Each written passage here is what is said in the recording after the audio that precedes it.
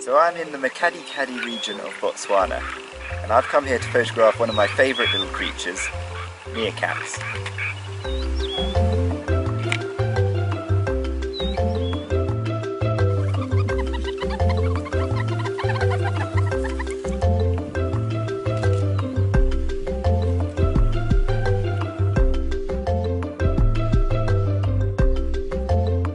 So these meerkats are completely wild, but they've learned that humans aren't a threat, so they allow us to get really close to them.